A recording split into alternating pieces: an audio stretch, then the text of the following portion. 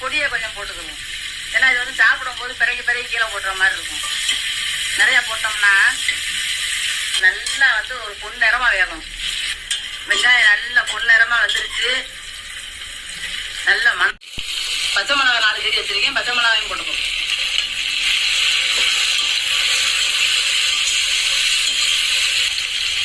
இப்போ மல்லிச்செடி புளியாஞ்செடி வச்சு வச்சிருக்கோம், அதையும் போட்டுக்கணும். இப்போ வந்து நம்ம இஞ்சி வெள்ளைப்பூடு அரைச்சி வச்சிருக்கோம், அதை போட்டுக்கணும்.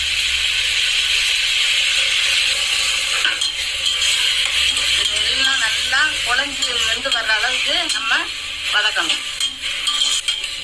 இது நல்லா வேகணும். வெள்ளைப்பூடு தக்காளி எல்லாம் நல்லா வதங்கி வந்துருச்சு. பச்சை மிளகாய்லாம் இப்போ வந்து நம்ம கழுவி வச்சிருக்க சிக்கனை போட்டுக்கணும்.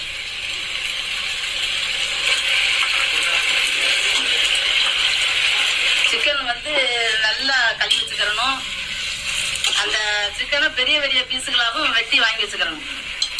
ரொம்ப பொடுசா கிடந்தாலும் பிரியாணியில் கிடக்கும் போது கரைஞ்சு போயிடும்னா நொறுங்கி கிடக்கும்.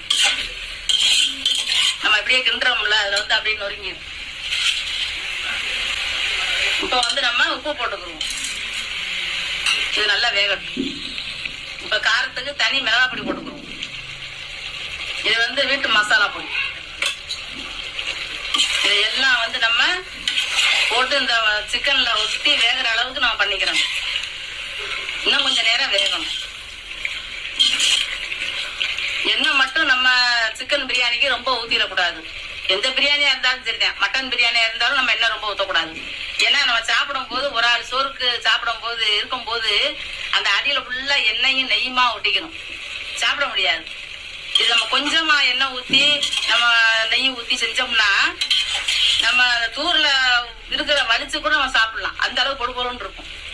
ஏன்னா அதுல வந்து எண்ணெய் வரும். சிக்கன்ல வந்து அந்த கொழுப்போட இது இலகி எண்ணெயா வரும். இது நல்லா இப்படியே கொஞ்சம் வேகட்டும். நம்ம வந்து அடிக்கடி கிண்டி விட்டுக்கிறணும், இல்லைன்னா அடி பிடிச்சிரும். இந்த அளவுக்கு நல்லா கறியும் மசாலாவும் சேர்ந்து வர்ற அளவுக்கு நமக்கு வச்சிருக்கிறணும். இப்ப தண்ணி மொந்து வச்சிருக்கோம், தண்ணியை ஊத்திக்கிறோம். 1 டம்ளர் அரிசினா 1.5 டம்ளர் தண்ணி தான் ஊத்தணும். ஏன்னா நமக்கு வந்து பாஸ்மதி அரிசி வந்து தண்ணி ரொம்ப இழுக்காது. நம்ம இப்ப தண்ணியை ஊத்திட்டு நம்ம அரிசியை வந்து நல்லா கழுவி வச்சுக்கிறணும். நம்ம அதுக்கு முன்னாடி இப்ப நம்ம அரிசியை வந்து ஒரு 10 நிமிஷத்துக்கு முன்னாடி நம்ம நல்லா கழுவி வச்சிருக்கோம், அதை போட்டுக்கிறோம்.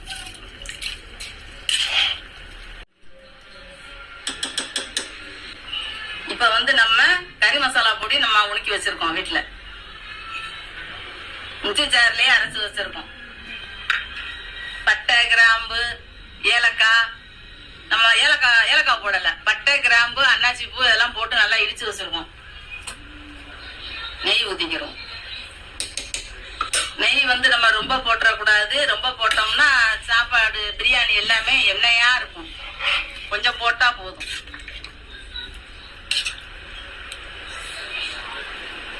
இத வந்து கொஞ்ச நேரம் நல்லா வேக விடணும்.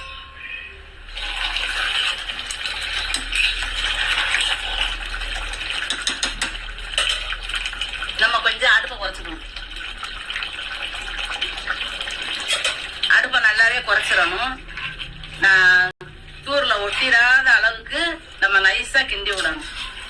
இந்த அளவுக்கு தண்ணியும் சோறும் ஒண்ணு போல வர்ற அளவுக்கு வச்சுக்கிட்டு நம்ம குக்கரை மூடிடும்.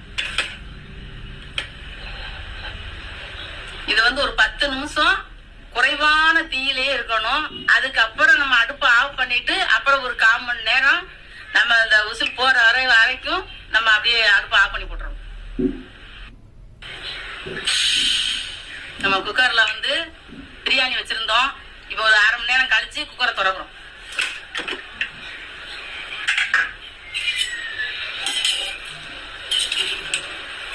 சுத்தி சைட்ல வந்து கிண்டி பார்க்கணும்.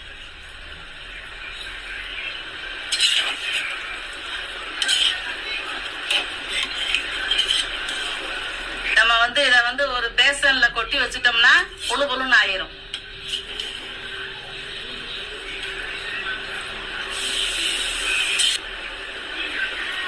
இப்ப சோறை வந்து இதுல கொட்டிடுவோம். பிரியாணிய நம்ம வந்து அடுப்பை குறைச்சே வச்சிருக்கிறதுனால குக்கர்ல எல்லாம் சோறு ஒட்டாது. பிரியாணி வந்து நம்ம நல்லா ஆறுன உடனே பொழு பொழுன்னு ஆயிரும். நமக்கு பிரியாணி வந்து இப்ப ரெடி ஆயிடுச்சு. நல்லா அப்படியே சூடு வெளியே போகாம நல்லா மூடி வச்சிட்டோம்னா என்னையா இருந்தாலும் சாப்பிட்டு